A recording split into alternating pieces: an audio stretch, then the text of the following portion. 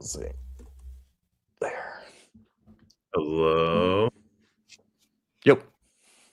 Hello. Welcome back, everyone. Whoa, man, we're not gonna be that late, guys. Come on, dude. 3 minutes.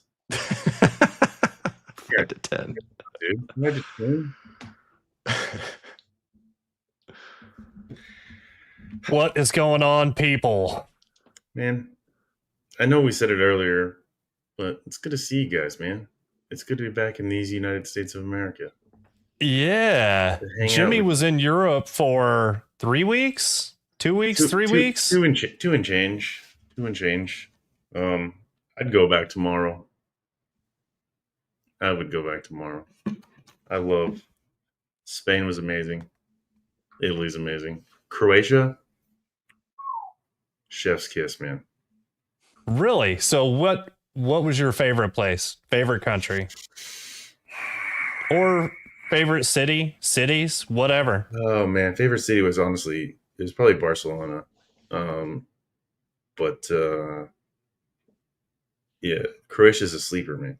Like you'd never thought being an old Soviet bloc country, like just it was nice. Great food, great people. Beautiful country.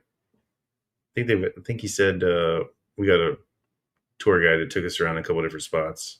Like 1,200 or 1,400 islands there in the Adriatic off the coast of Croatia. Oh, wow. Yeah. That's interesting. I didn't know that. Yeah. Just is beautiful.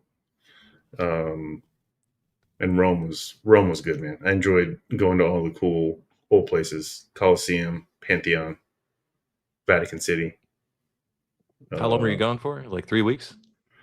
Yeah, it was like 16 days, little over 2 weeks.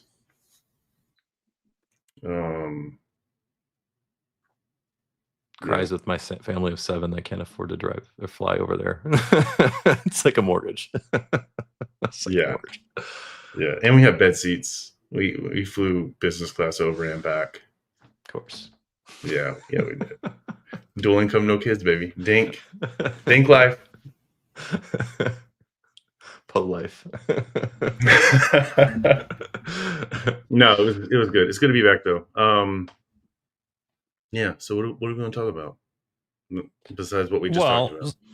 Well, so we can tell the people. I mean, Jimmy went to the Georgia thing. Chris went to the special privileged referral person thing. Privileged? I earned it. Well, I know you did, but so Chris went to the fancy, referral thing. And anyway, matter of fact, I see Kyle Connor in the comments, and he was at the referral thing as well. Matter of fact, he was working it though. Kyle is an animal with working. So yeah, that's wild to me. Kyle, be in the moment, bro. How can you not be in the moment at something like that? He was in the moment like 80% of the time. I'll give him that. Like this was, I think this was truly a vacation opportunity for him. So all right. So I did see Hilby and Travis from the comments just a second ago in the out of spec bits video that I had to take a peek at last night. So yeah, I got some of my information from there before talking to Hilby about it earlier. So anyway, but no, sounded like an awesome event. And they spared no expense. They spared no expense. I have one complaint. And I voiced it already online, but I had arranged to wear the same t-shirt as somebody else. Oh. So that one picture of me with the burgundy, technically it's a different one. I was wearing San Francisco and Jose was wearing Brooklyn. But I saw it in the picture when I'm walking by and Kyle is interviewing Jose. I saw it. I'm like, I had this opportunity to turn around and go back. I'm like, bring on the memes, bring them on. And so I just went ahead and walked on, and then I run into like Chad and Tom and a few others. I'm like, wait until you see what's coming. Look what I'm wearing and look and see what's coming. I just think it's so cute that you two coordinated outfits. It's the it. best So color. It is the amazing. best color shirt though. That San Francisco burgundy. I'm like, buy me another one. I want a second one. Yeah, it's good. It's really good. I'm like, I'm not changing. This is my best shirt. So It matches your forehead. it did at the time. Holy shit, I was burnt. But the reason, and I was walking, they got me Sasquatching, and the reason I was Sasquatching is because they had that cold water plunge R1T. They have it backed up against a sidewalk, and so there's like wooden steps that are really nicely well-built steps that they have, so you can step up into the truck tailgate, and you can't put that on rock, and so they put it on the sidewalk, and so you actually have to walk around in rock to get past it. And so like I'm hobbling around in my flip-flops and rocks. And so I'm like, and then the sun's in my eyes. So I'm like this when I'm trying to walk past it. So I don't trip on the damn rocks. But that they call it Sasquatching. I thought that was absolutely hilarious because I did look like a freaking Sasquatch. Dude, that one picture, you did look like a Sasquatch. Yes. Hey, Kyle, since you're here, if you want to join us, I'm going to send you a link in case you would want to jump on with us. Gonna try anyway. Yeah, Keith, I replied to your comment, but yes, once I had found out about their Ford's Raptor Assault, I immediately reached out to some Rivian folks going, why is this not a thing? Because people would show up in droves with their own. Not like, Ford actually lets you use, I think Ford only lets you use their vehicles, but I guarantee Rivian owners would bring their own. They would have to do it in normal, and they already ripped up the test track and all that stuff normal to put their R2 factory in. So like they'd have to build a whole new experience somewhere. Sure. I mean, in normal it makes sense. I mean, they just did it in Georgia. They built that track there in Georgia. South by Southwest was a whole track set up. Rivian knows how to blow some money. I mean, let's be honest. They absolutely do. But I mean, and I don't know if it's still the plan, maybe you guys do, but they were supposed to have an experience center across the street from the normal factory, and all the early plans that I saw for Georgia, it sounds like they do want to have an experience center there at that factory as well. So, being able to go and do some of the things, and it would be awesome if they allowed prospective buyers to do it in some test vehicles. And then also, what's up, Kyle? Looks like you're, muted there. Sending the link. Yeah. How's it going? It's going good, man. Good. Good to see you, Jimmy. Good to see you, Skylar. Yeah, Chris, I was with you already. I'm just going to join for a few minutes. I don't mean to hijack the show.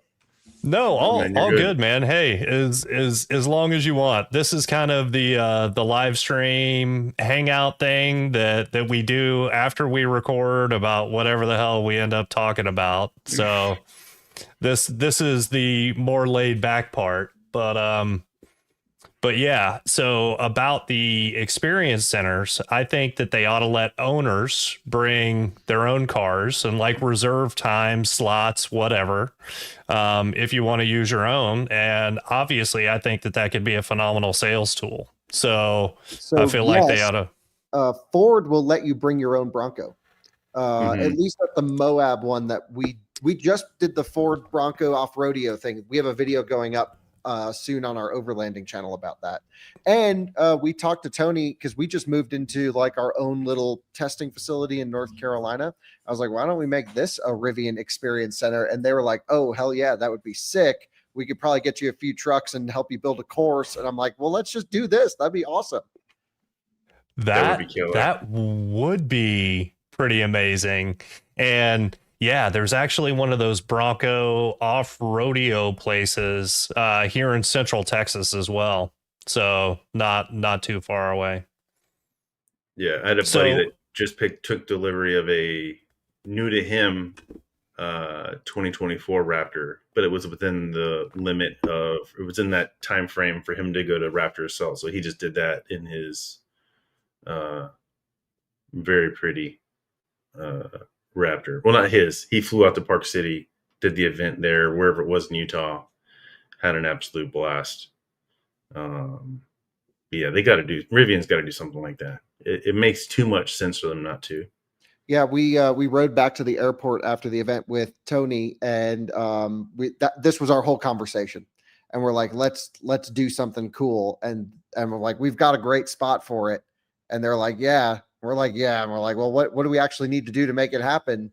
It didn't sound like much. I mean, it's probably going to be a pain in the ass to do it, but it would be sick. We've got the perfect spot. We've got 700 acres to play around with. So let's go do something cool with it. Wow. So where in North Carolina, Kyle? I saw that you guys had the track and we're doing all that, but I don't know any of the details. Yeah. So it's like an hour outside of Raleigh, and it's a really nice spot. We're a little bit north of Raleigh, so almost to Virginia, actually.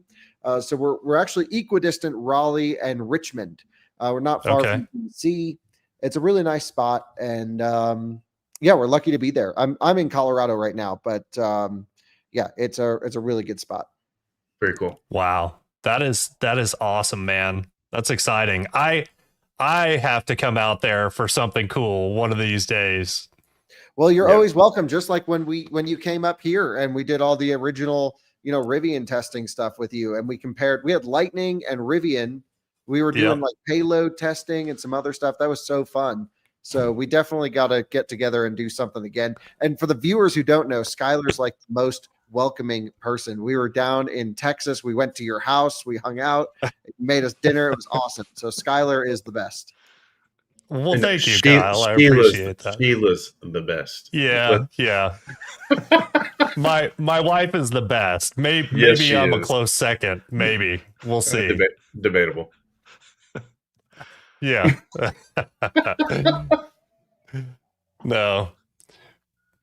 Well, very cool. Well, Chris, what is something else Rivian related that we should talk about? I know now I get a lot of my Rivian news from Chris just because I don't have the time to stay on top of all of it anymore.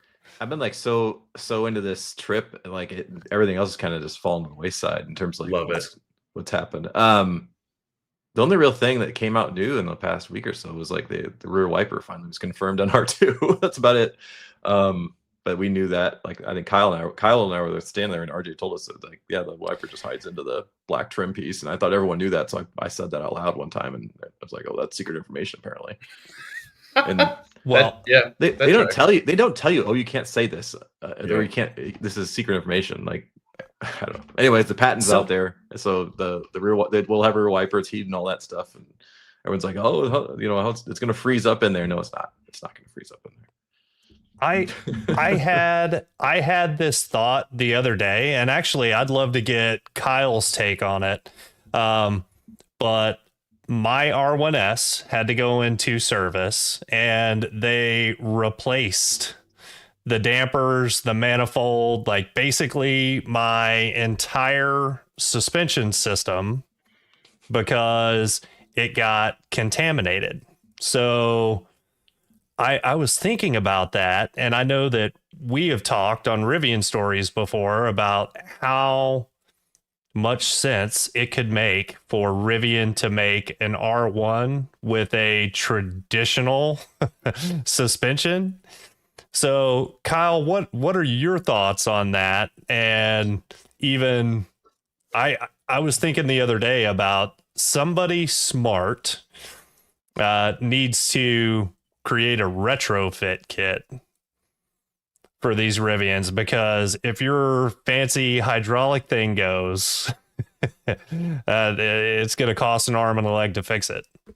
Yeah, so some of my viewers will know I'm a huge Land Rover enthusiast, which I think I was driving one of my old Land Rovers today, and I got out of my Rivian and into my Land Rover, and I was like, wow, the Rivian is the next generation of what Land Rover should have been. And so I think that there's a lot of crossover there. And my point comes down to both Range Rovers and Rivians have incredibly complex suspension systems that lead to unbelievable capability in the vehicle, both on-road and off-road with the same setup. I think Rivian should not offer a whatever suspension they have currently. But to Skylar's point, I think they either should offer an aftermarket or a service like later on in life spring conversion, or a third party needs to. The reason I say this is it is ungodly expensive on Land Rovers to replace that air suspension again, to the tune of $4,000 or $5,000 on a car that might only be worth 10 or 15 grand after all those years. Now I'm weird and I am the idiot that went and replaced my air suspension with air suspension because I love the quality of the ride and the capability of height leveling and everything else that comes with it. And my old Land Rover can level camp mode like a Rivian can. And I'm like, all these cool things. I think the Rivian suspension is maybe the weakest part of the R1 because also on my truck, they had to replace my whole suspension. And not only just on my truck, on our, not the newest R1S that I just got, but the R1S that I got for my colleague Scott, this one needed 2 complete front suspension damper air spring from factory. Like they were bad from factory. And so I really think there's room in the aftermarket for a steel spring conversion for these Rivian vehicles. It's going to take away half the fun of them in terms of on-road and off-road capability, but it will keep a really nice car on the road longer. Yeah, at $3,000 a corner, there has to be another option because if you didn't catch the part, I got back from a 16-day Europe trip on the 3rd of this month, and my front was sitting the reverse of the Kakalaki lean, and it took me to put the truck in off-road mode just to get the front to come back up because the truck thought it was fine sitting there in standard. Mine does that every time I park it. My buddy's has a lease on his R1T, does it every time he parks it too. And we're kind of at the point where we're like, they've replaced my suspension already for this twice up front. He's been in for a new suspension, and we're just like, screw it. Is it a lease? He's like, that's going back. That's their problem one day. Yeah. Thankfully I've got the extended warranty. I'm at just shy of 81,000 miles right now. So, that should be covered under the extended warranty. But it's just, I don't feel like getting rid of the truck right now. I got some things I want to get it taken care of first, and then I'll have them do it. I still think there's a chance that Rivian comes out with a work truck, like a lower end, rear-wheel drive, spring, all that. I'm gonna say good stuff. All the good stuff you think from a lower cost Rivian. I was leaning that they were going to do that just because Tesla had offered that rear-wheel drive, long range Cybertruck, and I thought maybe that Rivian would come out with something similar in that similar lower price point, take advantage of a tax credit potentially, and it didn't happen. I'm still kind of shocked that they didn't. And Tesla canceled it. They did. That's why I was like, maybe now I'm not even sure if they'll do it now because no one wanted it. It wasn't cheap enough. That was the problem with the Cybertruck. They took a lot of stuff out, and it was still a small jump to get like dual motor air, blah blah blah blah blah. Yeah. I don't think they're going to do a cheap R1. Now, after I say that, of course, now they will. But I think it would be cool, but I think they're all focused on R2. It's like they only have so many vehicle dynamics engineers, and wow, that was crazy thunder out there. Sorry, but they only have. Is that what that was? Straight that was thunder. wild. Yeah. Wow. You got a bear breaking into your house. I was about to talk about the Ford Lightning. So I thought it was a moose at first, or elk, because it's mating season for the elk around here. So you can hear them hollering all around in the area. Hollering. We're live. We can save it. Yeah. I don't think they're going to do a work truck R1T. But anyway, I just wanted to pop in, say hey to you guys. I love the show. Jimmy and Skylar, I think it's funny how, I've been a fan of Rivian stories since before any of us had our trucks. And here we are with Jimmy having over 80,000 miles now. Mine, I have my R1T and my R1S sitting right back over here. Crazy how my R1T's got 65,000 miles on it almost. Like it's been so cool to follow your platform and the videos, and fun to join again. I remember the early days. I used to join this a few times. So thanks for having me back on. No, Awesome. good to see you, bud. Well, glad to have you, Kyle. Good to see you, man. Yeah. All right. Y'all have a good night. I'll be listening. Awesome. All right. Take Okay, care. buddy. Yeah. I saw some good comments come in during that too. So there's a lot of good topics in the comments. Sorry, that's all that come in. Okay. Like, oh. Well, hey, we can roll with some of those. Yeah. So the big one repeated over and over again is about R2 and getting a binding order agreement. Yeah. So some of you, I did a post about it probably like a month ago. Yeah. That back when the original $7,500 tax credit got played with the first time, many of us had reservations for R1s, and we didn't have our R1s yet. And so Rivian offered a binding purchase agreement. And at the time, myself, along with many people, had put $1,000 down on a deposit for an R1, and that was the normal amount. And when they switched to this binding contract or binding purchase agreement, basically you went online, you filled out a PDF, you did an e-sign kind of thing, and they took $100 out of the 1,000, right? So like if you were to cancel your order from that point forward after you signed the binding agreement, you lose $100. And I was like, at this point, $100 is nothing. And so I signed it, and I'm glad I did. And so then I locked in that $7,500. So I signed it in 2022. I took delivery in May of 2023, and then I had what the major got you. It's not even major. It depends on who does your taxes. I did mine in TurboTax, and so I amended my 2022 tax year in TurboTax and refiled it and got the $7,500 full amount of my R1S. And so back to R2. If we get a binding agreement by the end of this month, then that will potentially lock in the $7,500 to your future R2 order, right? And so Rivian would be idiotic to not offer that in the next 2 weeks, right? So Ain't happening. I 100% believe it's happening, and I think that's almost not enough lead time though, man. Right. I mean, because they've got to get it out there. Oh, if it's coming, it's imminent, right? We have 2 weeks, and so I would imagine if I were Rivian, I would announce it this week that, hey, we're going to be doing a binding order agreement, and you'll have between I don't know, the 24th and the 30th. What's the last day of September? 31st? Is it 31 days? 30th. 30th. So 23rd. 30 days. Let's say 23rd and the 30th to fill this paperwork out if you want to secure $7,500 off an R2. And the real problem is how long does that? I don't remember what the terms are in terms of how long you have to from signing the agreement to take delivery, right? Is it how far in arrears can you? I don't remember. Yeah. Like I know there's a limit. I know there's a limitation. Yeah, I feel like there's so many. You only amend for so long or something. I don't know. Yeah, there's definitely some terms that we'd have to look at, and I'm not a tax professional, so I obviously use TurboTax. So Tim Geithner. And, yeah, I mean, I hope it happens. I hope it happens. I'm expecting it any day. Like it has to happen. I think they would be stupid not to. If they don't do it, someone's gonna have to say that they were really stupid for doing this, and I'll be the first one to say it out loud. Like, hey, you guys are idiots if you don't offer this.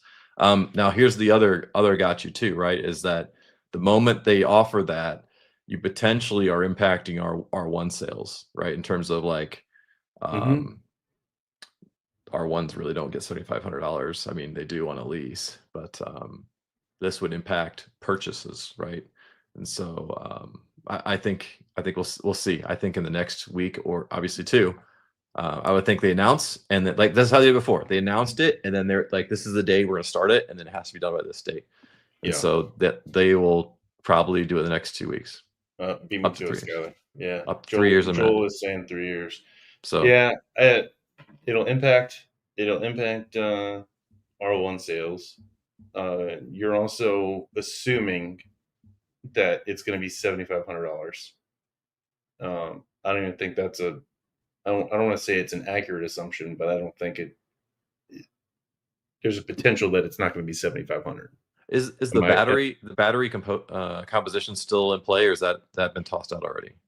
No, I mean that's part of the current rule. So any binding agreement would before September 30 would be under the current rules. So yes, So that would absolutely be in play. That would be a problem for this current year delivery, right? Because every battery going into R2 for 2026 into sometime, I think if it's the first year, let's say sometime into 2027. Correct me if I'm wrong, how long they're going to do it, but they were going to import batteries from South Korea because LG in Arizona is not ready to start shipping domestic. They're not ready yet. Yeah. So so you're looking at 30. Was it 3,500? I think was 3,750 on a purchase. On a purchase. On a purchase, correct. You could still lease potentially, I would imagine.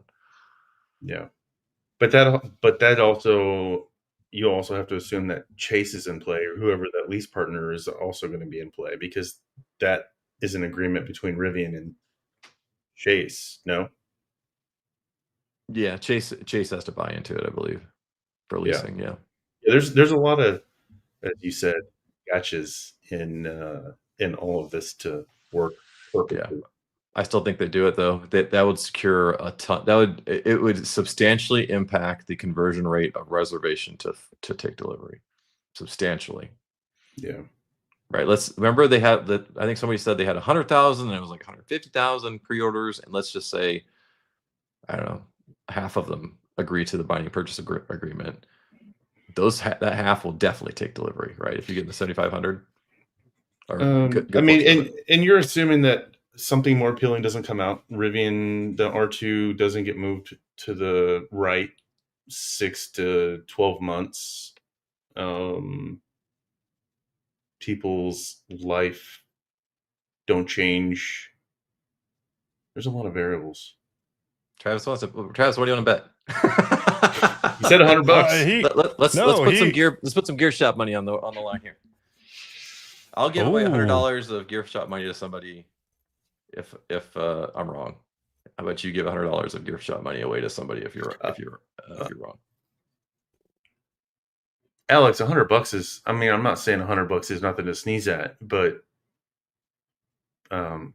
ask Elon about the $1.5 million Tesla Cybertruck pre-orders for $100 and how many actually took delivery. People, yeah. Well, $100 is a drop in the bucket. Like it's nothing. Yep. But I will say this. I mean, 3,750 or 7,500 on an R2, that's a bigger dent than it is on an R1, right? Sure. I mean, that makes more of a difference as a percentage of total purchase price. I mean, that's significant. And however, I don't think any of the people that already have reservations in for R2, I don't think the tax credit is a make or break thing. So wasn't the binding amount had to be something like substantial? And I mean, it couldn't be like $1, right? So like, I think they do if they're going to do the binding agreement. Let me just correct that. When they do the binding agreement, Travis, when they do it, it'll be the whole amount. I bet you it's a whole $100 or it's $90 or $50. It's going to be a good portion of it. No, it should be the entire $100. And by the way, I believe, well, depends on how their accountants feel, but that may allow them to recognize that revenue for any of if it's $100 binding agreement, non-refundable, they might be able to recognize that revenue. Granted, that's not going to be a ton for them, but now I saw this and I had to giggle just because I am super excited about what Scout is doing. And yeah, it's going to be interesting. And by the way, hello, Mike. It's been a while, man. Yeah, I just saw Mike on Sunday, man. It was good to see him. Did you really? I did. Nice. That fool drove all the way up from Jacksonville to the event. Had his 3:45 showing. did the rally in the quad, hung out with us, chatted for another 15 minutes, and then drove all the way back to Jacksonville. Like 6 hours. How far is it? 6. Oh Six, my. six with charging. Bro. That's a glutton for punishment right there. Yeah. Mike's a monster. Yeah. Mike's I don't usually like pretty to cool. Yeah, we'll throw that one up there too. I agree. There are a lot of cool mics, but there are a lot of mics out there too. So We should invite Mike and Travis in here. They were both at the event. We can talk about the event too. well, you have you know what? I have Mike's number, I think.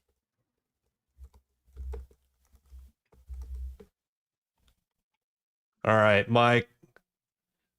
Yeah, you got the green room, Chris. Stand invite by Travis. for How a do we do link it? if you want to jump in. Just share the link. That's all I have to do. Yeah. Just share Just- the green room. Share that green room link with Travis. Okay. All right, Mike, I just sent it to you. And actually, guys, I am going to step away for just a second. So I will be back. Make sure to wash your hands. All right. For the record, my middle name is Michael. So there's another Mike in here. I'm just saying.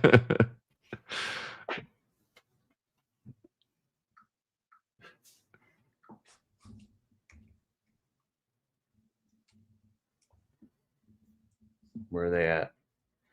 I texted Travis. I texted you the link to this chat room, I think, or whatever.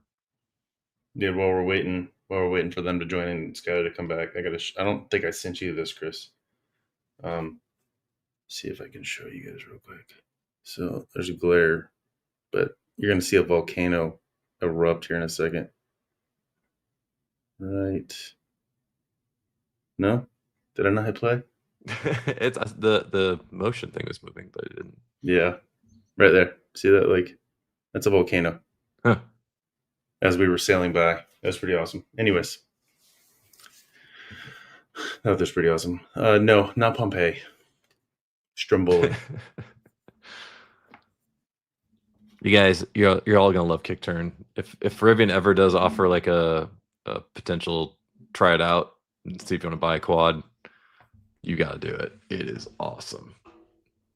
I would totally tear up a Costco parking lot or my court in front of my house doing it and waste every tire I ever buy, but You're a clown. it was awesome. It was You're so a awesome. It was definitely violent, at least on the surface that we were that is on. accurate. Very violent. Yeah, it was pretty violent. Even in that Georgia clay. Is it worth it over a try? Depends if you're actually going to use it. If you're not going to use it, then no. But it was great. Travis, what is up, bud? Travis, I talked about you and your wife on our recorded session. I said told you how your wife actually loved the the kick turn. You're like, all right, so are you getting a quad now? Yeah, I don't know. Can you guys hear me okay? Yeah, we got you. Yeah. Cool. Yeah. I mean, I don't know. What you probably didn't mention is she was like, how many credits do you have? And the answer is not enough. Not enough. Yeah, not enough. Not enough. But I don't know. They're pretty cool. But I mean, you and I have talked about this before. I think next year there'll be bigger changes. If the thermals were different on it, to be honest, like if the thermals were more improved compared to even my 2025, I'd be more tempted. I just know that's such a big bottleneck. I mean, the audio is supposedly getting better, right? So my other complaints are starting to fade away, but the thermals would be like a stickler I don't think they can just fix with an OTA.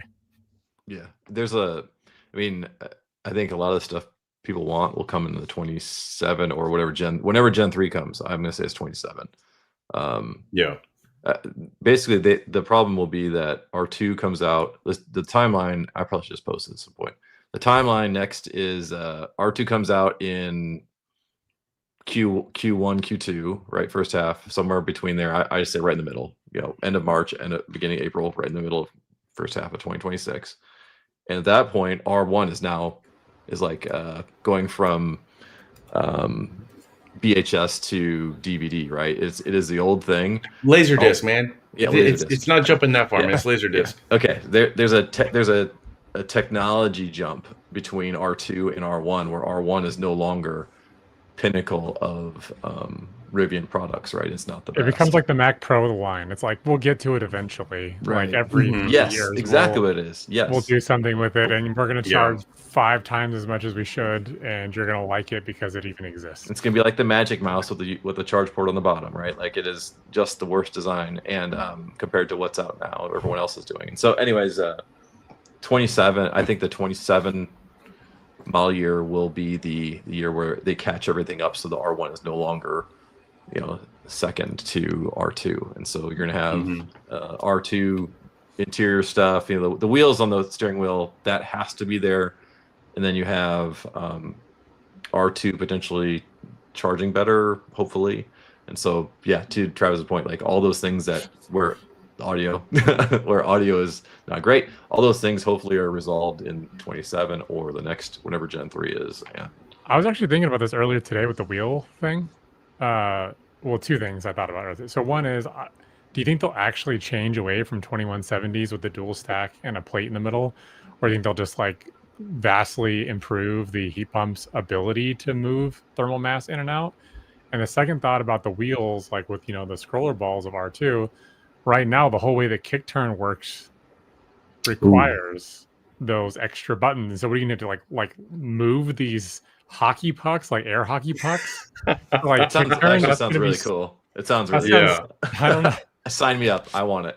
Yeah, you hit a wrong bump though, and your hand just breaks one of those things off because of.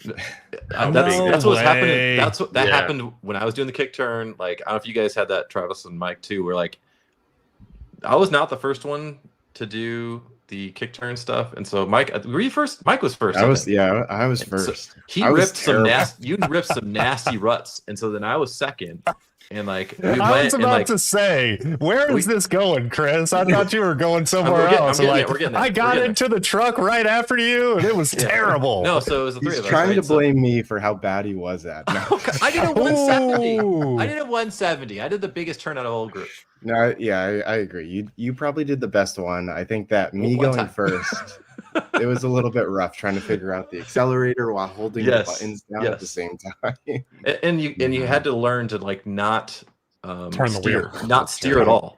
Steer at all. Like you literally just push the 2 buttons, and then if you touch the wheel or the wheel shimmies, that was the other thing too, right? So like I said, Mike made some really big ruts because he was the first one. Just let's figure out how to spin this damn thing. Yeah. And I hit him. I tried to go at speed a little bit, and I hit some, and then the wheel jostled, and I lost the kick turn ability for that run. And so, like, to Jimmy's point, you really have to be engaged in holding on, and without holding on. It sounds without holding on. Engaged, without holding on. Yes. Holding on without holding on. Yes. I was the first one to go in our vehicle, and my brain definitely was like, "Oh, I'm going to turn," and so I turned the wheel like an idiot the first time, and it's like that doesn't work. And then I got it like for the next few tries, but then who was the older gentleman that Bruce? Yeah. Bruce is awesome. I heard Bruce did it like 5 times, and finally the Rivian. He was in our car, and it was so funny because I don't know if I should say it. I'm gonna say it anyway. All right, so say it. So the Rivian employee is like trying to walk us through. Well, first time Bruce does it, he's like, all gas, no brakes, but like he like taps the buttons, but then immediately lets go, and then just like keeps pushing the throttle and like turn the wheel, and we're like gunning it for like one of those like washout ravines. And Miles is like, Bruce, stop, Bruce, stop. And then like he's like, all right, walk it through it. And I'm like, hey, I'm sitting behind you. Like you just tapped him. Like you like he was like unaware, which is fine. It happens to all, some of us, right? And so he does it like 3 or 4 more times where he's like not doing it right. And so Miles is like, don't turn that fucking wheel. And then he finally nailed it. He finally he's like, all right, you're in the back of my head. Don't turn that fucking wheel. So he's like, so that's what Bruce was talking about when he's like, Miles yelled at me. Oh yeah. And I'm like, Bruce, you're under an NDA, so you can't complain to anyone that this employee like told you to not turn the fucking wheel. Yeah, I heard that story yesterday. I was crying laughing. It was really funny in the moment. I can tell you. There's also a speed limit on how fast you can go to when you're in, like, so you can do kick turns like stationary, and you can do kick turns in motion. And I hit the speed limit apparently, and I couldn't do it one time. I tried to go at like, Mike, how fast do you think I was going? Like 25, 30, and then I tried. Was it locked at 15? It was low. I thought it was 19. Low. Yeah, it was low. I was going over that. Obviously, it wouldn't go because I started. I'm like, I want to do one in motion, and so I went like I did. It was a quad, so it was pretty easy to get up to speed quick. And then I hit the buttons, and then it was like didn't do it. I'm like, ah, shit. Well, our truck was set to kilometers per hour. Was yours set to kilometers or miles per hour? Ours was set to miles. Okay, because ours could do it up to 20 kilometers per hour. Huh. Yeah, I can't do that math that fast. Sorry, guys. Yeah, it was so it's speed locked, but then it's also incline locked. Yes, because so we had Brian Gase, Mike and I did, and we went down one of those gullies. So we went down a gully, and then it showed the on the driver on the center display where it has all the information. It showed the pitch of the vehicle, and then he made it throw the air. Or was it the one where he's like, it didn't throw the air? It didn't throw the air, but he's like, it should have. It should have thrown the air. Like it's supposed to not let you do it on incline, but like apparently we were in a pre-released software version, right? Like it was not even the current version that most cars have today. It's before that, and it did not throw the air, but it's going to throw the air. That you can't do it on incline. It has to be perfectly level. Yeah. So by the way, 20 kilometers per hour is 12.5 miles per hour. So, and Brian, thank you very much. I appreciate it, man. And so for my birthday, you're giving Nikki free fly lessons. Oh no, that's fishing lessons. All right, never mind. I did ask about Rad Tuner. That was one thing I gave to Tony. Is like, hey, the community wants to know if Rad Tuner will come to other variants than Gen 2 Quad. And I posted the answer I got back. It's basically they hadn't decided yet. And so my pitch was like, it should be every performance variant in Gen 1 and Gen 2, right? So like you paid for the performance package, it should be part of that. And the response back was kind of like, at some point you have to draw a line, and there's going to be diminishing returns, right? Like, okay, now you've only got 2 motors, they can only do this, and so forth. And some of the vehicles don't even have all the modes and stuff like that. So there's definitely they're thinking about it, how to do it, and be respectful to people that have bought performance vehicles in some way. So we'll see what happens. But they had not decided yet, was the answer I got. Yeah.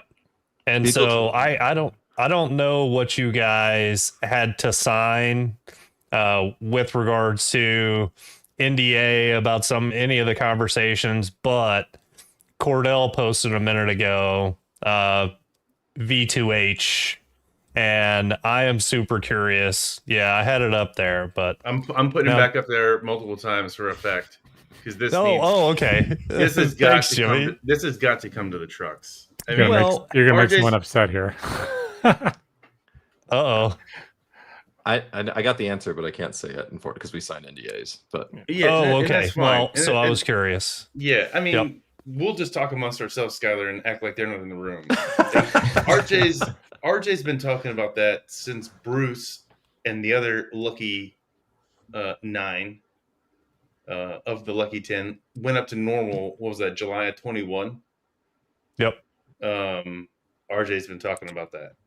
Like, this isn't Brian Gase. This isn't Brian Gase talking at Overland Expo in 2019 how you could flat toe an R1 and that blew up in his face because that never happened. Like, this is the CEO of the company saying that vehicle to home is coming to R1s based off of the vehicles. Sorry, I'm reading the comments. Jimmy, it was long before that, man. Because when snowpocalypse happened here in Texas, and half the state or whatever lost power, we talked about it on Rivian stories right after I got power back, and that was February of 21. So the Rivian had made public statements about that for a very long time. And if you think about it now, I mean, yeah, that's 4.5 years ago since that point. So, I mean, it's been a long time coming. I mean, RJ did say, like, within the last year in one of his interviews, I remember hearing he was talking about the CCS vehicles and the NACS vehicles, because at that point they had confirmed that R2 was coming with NACS. And he was saying that all CCS vehicles, Gen 1 and Gen 2, would be capable of 24 kilowatts back to your house, and that all NACS vehicles would be capable of 11 kilowatts back to your house. But if we look at where things are going, I mean, it's the whole focus is on R2. I'll just say that. R2 wasn't there also an article on Vehicle to Home that was like saying 2026? Am I misremembering that? I missed that. I believe they're trying to. They've kind of alluded to that they're trying to get it all ready for when R2 launches, right? And so, if you go with that, like what they've stated around that R2 will have it, then you can assume that R2 is a NACS port, so a NACS version was coming most likely, and then everything else is a question mark, I think, because that's what we have not heard. And so and granted, this is battery related, but I want to circle back to something I think Travis brought up, and I think the next generation of R1, like Gen 3, so to speak, I think it's going to have completely different battery cell and pack architecture. I mean, without a doubt, whether it's definitely has to. Yeah. So, I mean, the thermals hopefully will be addressed. And now that they have some lessons learned on how things shook out with Gen 1 and Gen 2 R1s, they ought to understand the limitations, and they ought to know the right things to test, right? And the right way to go about. Oh my gosh, hold on. I'm missing something. I see people grinning at the comments over here. So they're all talking trash, trying to get me to blink. They're trying to get me to blink to answer the question. Okay. But people are like talking about, like, please no 4680, but that's because everyone's hung up on the shit performance from Tesla. Like, I don't think that should be the benchmark, because they were going for cost efficiency over thermal performance. And I think that if you look at some other tea leaves as far as like job postings that Rivian has done that Chris has shared, and because that's all public, and you look at like XFC from StoreDot and the way that battery chemistry works, which can work in large format, maybe 4695s, but not have as much resistance. They don't create as much heat, so they can sustain much higher charge rates. But that would require an 800 volt, but they've dropped that into a Polestar and put like almost 80 kilowatt hours in 10 minutes. Yeah. So Alex is correct that 800 volts does not fix things, but it does help. It does help. And in combination with better chemistry and all the yes. Well, yeah. I mean, with all things are related, right? I think at the end of the day, Rivian's going to come out and say R2 and eventually R1 charges at this. They're not going to say it charges at, I don't know, so many kilowatts. They're going to say that you can charge the R2 to 80% in 20 minutes or whatever the timing is. And same with R1. They'll figure out a way to improve the charging performance, but not necessarily make the curve any better. They could just figure out how they can get to that number at the certain time that they allocate. They're not going to get into the specs and say, for Kyle, they probably will, but like in general, they'll just say, you can charge your R2 in 20 minutes to 80%. You can charge your R1 to 80% in 35 minutes or whatever goal they say, and not worry too much about all the other. I mean, they're going to have to, but that's what's going to be the drivers. Can they get to that number by that time? And that's what's expected. And I keep saying that's what Rivian does, is they do what is expected at that time, at that price point, and all that stuff. And so whatever is expected of $100,000 truck in 2027 is what they'll do. Well, I don't think normal people care about high voltage, low voltage, what kind of battery chemistry, like my parents don't. Right. Give a shit. No one has any idea what that even is. They just care about the time. You know what? Hey, there are the nerds in every group, and I am one of those. But the general consumer market, you're absolutely correct. They don't care. I mean, tell them hey, this charges super fast, and that's good enough for them, right? But then there are the people that want to understand how and, why. But it's not just charge fast, it's also stop fewer times and charge less. I mean, 9 times out of 10, when people ask me about the truck, they're like, well, how many times do you have to stop doing here and there? In the minute that I say more than one time, people just shut down. Yeah. Which is so funny because any of us who've been on a road trip, especially with a spouse, not the doggone spouses, but like usually the bladders are smaller than the battery. So yeah, I feel attacked. And we need to talk about I'm the one that's like, we need to pull over. Like kids, I got a bladder like a 9-year-old girl, man. I'm sorry, I can't help it. So you know what? I have a big bladder, but I drink like 8 of these a day, and I just drink nonstop. So I got to pee a lot, but every couple hours I need a break from my kids. That's my thing. So I'm going to stop every 2 or 3 hours just to get out of a confined space where I'm trapped with children. So you also anyway, look at me with a ton of children. Like when we go on a road trip, somebody always needs a diaper change, it's usually me. And then you have like, I was going to say it if you didn't. Yeah.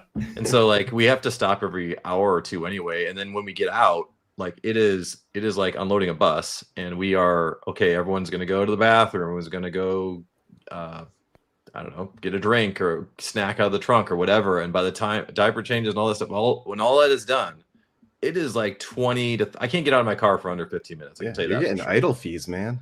Yeah. So like the example I use is I drove out to Philadelphia last Thanksgiving time, and we stopped at I can't think of the Rand that was out there in Pennsylvania, and starts with a B, Breezewood. That's where we stopped, and we ate dinner.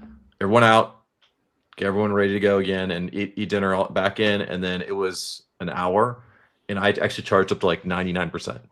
Like I slid the thing over. I'm like, we're going full send on this thing because we need to do a full on get everything done. And it's like I said, I can't get out of my car for under 15 minutes, and so the charging thing is just that's the story I tell when how long does it take to charge, or the opposite is like how often are you actually doing road trips in your vehicle? 99% of the time I'm just driving to work and back, and how long does it take to charge is like asking me how long it takes to charge my phone. Like I have no idea how long it takes to charge my phone. I plug it in the night and I wake up in the morning and it doesn't matter. Yeah, the electron genie has loaded her up and she's ready to go the next day, and it's magic. And that's do you know what the best example you can get people to like drill it through their head how little they actually drive?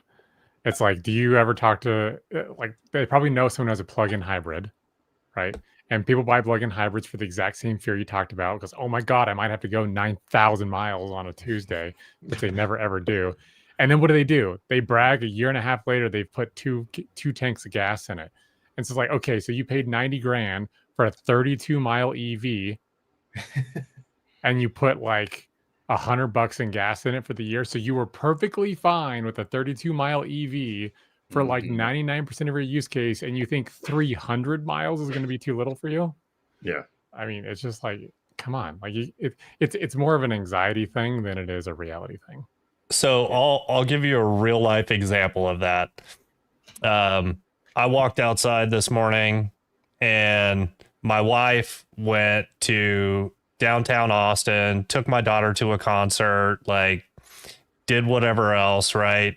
And she forgot to plug the Rivian in when she got home. And so I go out there this morning and I'm like, oh no, you forgot to plug the Rivian in. Like, total non-issue, right? I mean, but I'm also that guy. I never let a gas tank get under a quarter of a tank, and I jumped in the Rivian. It was at like 44%, and that just, like jumping in it for the day, that kind of made me nervous. But I'm like, what the hell? It's nothing. It's no big deal. Everything was like fine. the Kyle and said, I have 44%. Am I going to make it? And he's like, yeah, you can make it to Colorado. What are you talking about? Oh, dude, I don't know that I ever told you guys. So the last time we went to Colorado over the summer, and on the way back, I'm headed to a Tesla supercharger, and I know I'm cutting it close, and I hit full blown turtle mode where it's like floored in conserve, and it takes 30 seconds to get up to 20 miles an hour. Like, dude, it just does not want to go. And I'm like, I don't want to do that again. that was us on Sunday. Yeah. Did you make it? You made it, Skylar? You made it to your... Oh, yeah. Yeah. No, Turtle, made it. Yes. That sounds like a secret golf cart mode. Man, and I was blown away by how slow it got. But anyway. I started having flashbacks because where we got turtle mode on Sunday was right where we that same trek where I ended up running out of charge on I-10 over Thanksgiving 2 years ago. It was great. It's not fun at all. Well, I do think the charge times have to improve for R1 because it was like not great when R1 came out, and it's adequate. I mean, you guys probably saw, like, I did over 5,000 miles on a road trip this summer, and it was totally doable. But I mean, if you could cut that time in half, that would have been material difference. Get those 40-minute stops down to like 20. That's enough where it's like, okay, now the car's waiting on me instead of the other way around. Yeah, and I to kind of piggyback off of that though too, Travis. We just charged Saturday on the way up to the Georgia event at the Iona in Valdosta.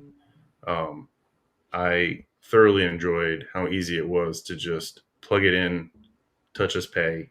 There was no need for an app. Iona's legit. I made a point of stopping at the one in Houston. Yeah, the ability. The video no one watched. But the ability to just get there without having to fumble through another app, all these different chargers.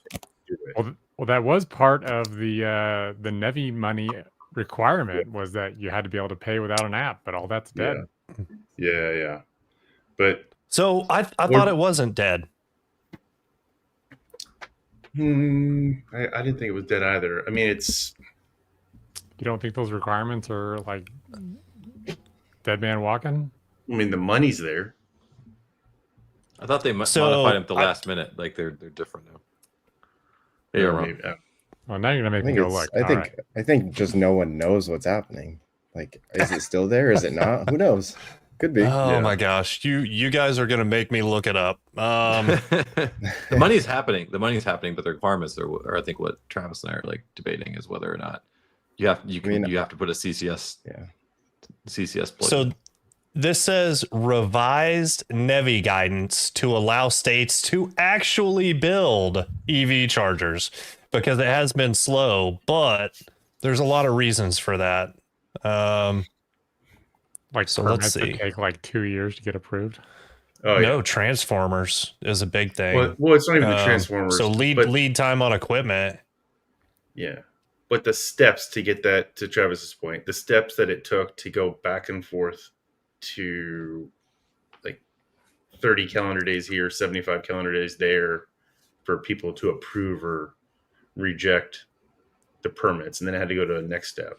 The site plan. There was so much red tape. Yeah. Right. There was so much red tape. It was almost impossible.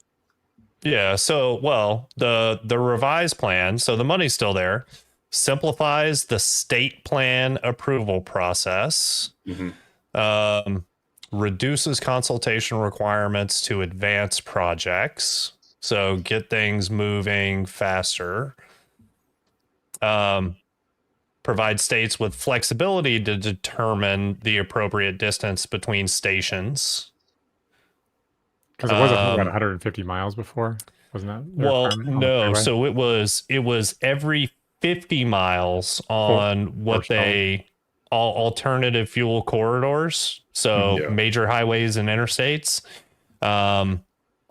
And then I know that Texas's plan that they submitted to the federal government was even in more rural parts of the state, they wanted a charging station every 75 miles, and that plan was approved. But I mean, the reality of that is, especially in those rural areas, there's nowhere near the electrical infrastructure needed to be able to put in 4 150 kilowatt plus DC fast chargers. So, I would take one. One would be a good start. Just one working one. Well, like the charger that I rolled up into in New Mexico, like it had so many weeds growing through the asphalt. I was like, has this thing ever been used? But ironically, I kind of feel that way about half the state of New Mexico. But yeah, true. Like, whoa! I mean, it's Jimmy. Y'all missed it. It was when we were recording. Jimmy was bagging on Georgia. Like, what the heck, bro? Anyway, I don't know what you're talking about. No. Oh, we lost Chris. He had to go change his diaper. Yeah, exactly. Yeah. Also on the way home. Change. Yeah. Also on the way home, we there's a new BP Pulse with the new 400 kilowatt Alpatronic units going in off of I-10 about 8 miles west of the house with 8 NACs and 4 CCS. Those Alpatronics are nice, man. But like Iona had them and they worked great. And then I stopped like an hour later to try to get some footage of the Mercedes one. And turns out I was like the only Gen 2 that they recorded because there was some like SSL cert issue. And I could not get it to charge the Rivian. I tried multiple different stations, and I ended up messaging with Sebastian from Mercedes. It's all resolved now. He was just posting, I think yesterday, about how on Rivian Roamer they went from like a D- to like a B+ now in reliability and charging speed because of the changes just in the last few months. So the software on it matters. The unit is like great, but it's got to handshake and talk fine. Yeah. Yep. So Alpatronic didn't they announce, was it with Mercedes that they're going to deploy 600 kilowatt? Oh, I don't know. I saw Brandon Flash posted something about probably them 600 kilowatt. Yeah. Being deployed. So anyway, interesting stuff. Especially with Mercedes like ceasing EV sales for the interim right now.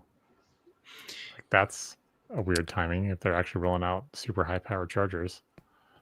Who knows, man? So did you guys see the news about PowerCo, which is the battery subsidiary of the Volkswagen Group, delivering on solid state batteries in an electric Ducati motorcycle?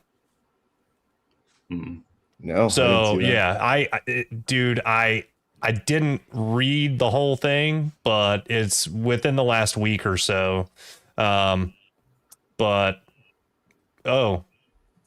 And well, Alex is saying I saw something about that as well, and they're solid state too, right, Alex?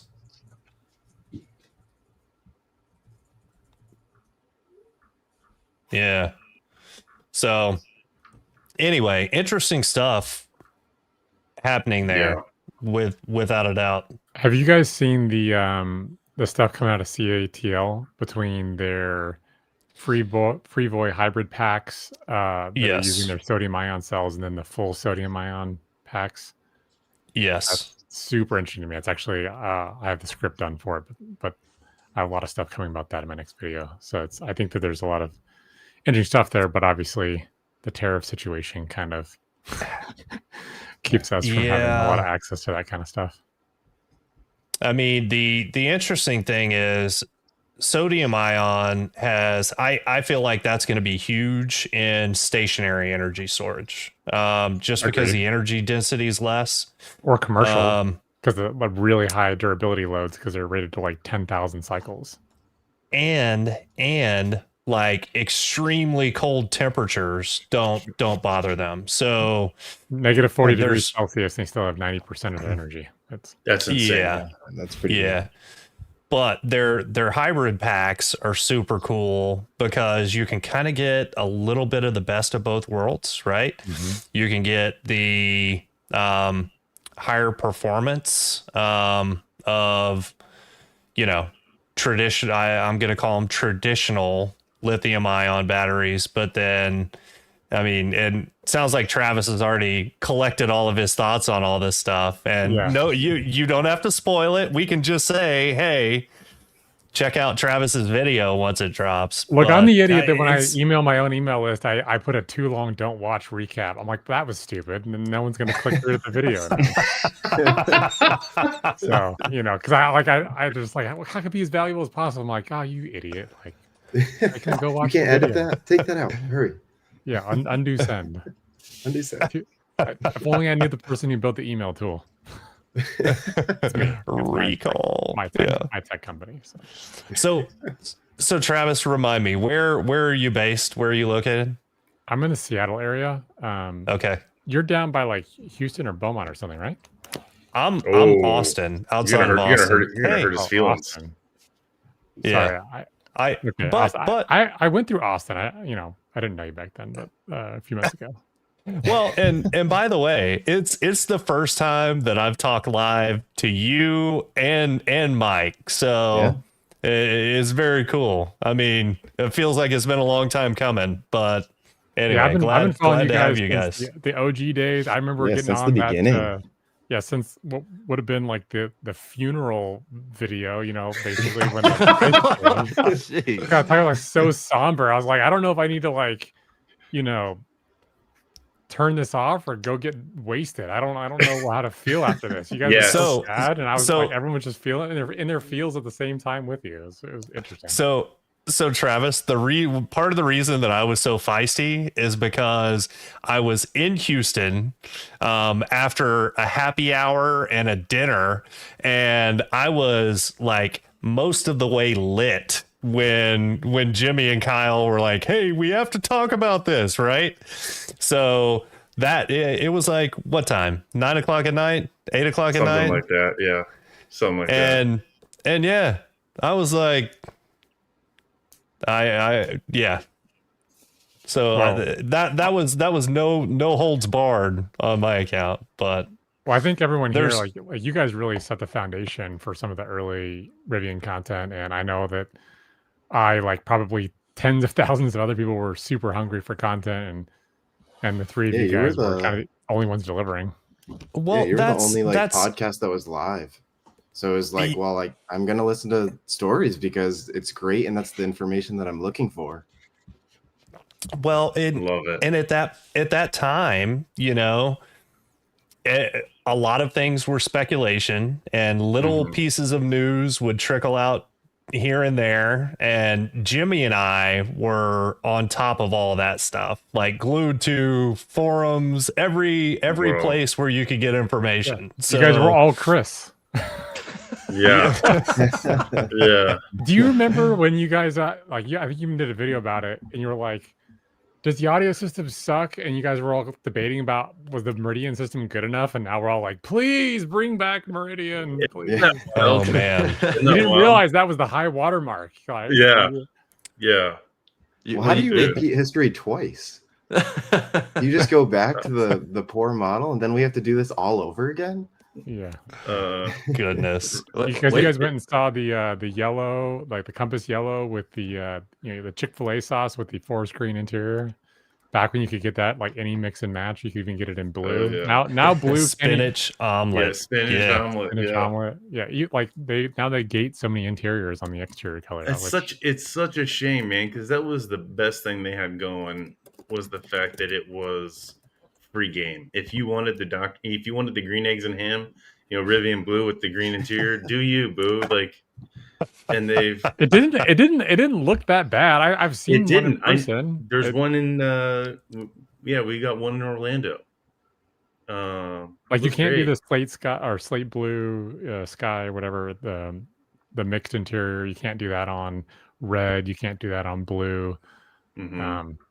It's pretty neutral. I mean, I guess the blues are, be a little different on Rivian blue, but I mean, storm blue, or as Chad Moran calls it, storm gray. Like, yeah. Yeah. I got a loaner right now with Performance Dual Max Gen 1 forest green with forest edge interior. All green. Just full send the greens. Yeah. Yeah, well, we had a greens sick model in Joshua Tree. We had the unicorn red canyon with the dune rims. So good. And someone ruined the fascia on it. Yeah, they went. I think it was the first orienteering batch, and they went through one of those washouts too fast. Yeah, and they got yelled at. Yeah, and then like when I went through, like go slowly down this hill, but they didn't say anything about going up, so I was good. How did they fix it? Was there like a Rivian duct tape guy? Like, please tell me there was. No, not on that. They just left the front fascia borked for the weekend, but like, just left it hanging. Yeah, it wasn't like falling off; it was just cracked in. But the Quentin did put a root the size of my thumb through the sidewall of one of the Scorpions. Yeah, I got a picture of that. I got a picture of that one. Absolutely, it's in the. I saw video that picture. Too. Yeah, but like, so he's all dragging the stuff out. And he like called the team over, and their support vehicle was the Rebel Rally Limestone Legends car, which was kind of cool. Yeah. Yes. And then Quentin's like, "F this! I'm not using this dinky jack when they got the good one in the back of that. I'm just gonna wait for them to get over." Yeah, that jack is 100%. That guy can drive. That guy. Had that tire change in he like can under definitely 5 minutes. Basically a pit crew. Yeah. Mike, after you guys got out, I went and rode around in there like a million times. Or no, you weren't. Yeah, I think it was with Darren actually. Now I think I did probably 3 or 4 rips around with Quentin. Yeah, because they shut it down when we got out of there. They were like, yeah, the conditions aren't good enough to go right now, so they had to reset it. I did three too many trips with Chris. That's why they took your trips. I can share a picture of that too. Like after I did at least 3 or 4 trips in it with him. I was keep going, and we kept going, and then eventually the battery went red, and he's like, and this concludes our trip today. That's because he's too nice to say no to you. He's like, oh, I guess we're gonna go again. Well, I asked him if I could hop in later with because I had brought my suction cups mounts, which I never ended up busting out, and I was like, hey, can we go get I wanted to do like an exterior mount one. I'm like, I wanted to get like the full blown deal. Yeah. Like, yeah, we'll see if the track holds up. And he's like, the track did not hold up. Yeah. But he'd be up for potentially doing something up here in Seattle, like rally with Rivian or something, and do an actual like course deal up here. So we'll it hurt my to shoulders. The East Coast. Yes. Yeah. Yes. Yeah. Where are you located, Mike? I'm in Boston. Boston, okay. Yeah. I want to do, and I made a pitch today, but I need to pitch it again. I made a pitch to them today that we should do a owner meetup in Normal. Like it's central. It's central, right? It's where the factory is. There's a huge ass parking lot. They're closed on Sundays. Have them owner meetup on a Sunday, and everyone just drives in that wants to come in and bring some quads out. Let's do some test drives, and who knows? Maybe there's a heaven forbid there's a open dirt patch, because they're tearing things up out there. We can do some quad tank turns, kick turns. Well, they did say if we pull off this thing up here, that the allure for them wasn't just as the one-off event. It would be to try to like see what went well, what didn't, so they could model that to bring it around other parts of the country. Mm-hmm. I still want to do an owner. That's a great idea. I want to do an owner meetup in Normal, and I'm like itching to do that. Like I think they would get a lot of people in from the region, from this whole all directions. I brought up there is a rally school here in Central Texas that has their own track, and they've got rally cars, but I thought that it would be cool to do it with Rivians, and I actually talked to Rivian about it, and this was years ago, and I thought that something might come of that, and it never did. So Travis, if you can help make that happen, that would be awesome.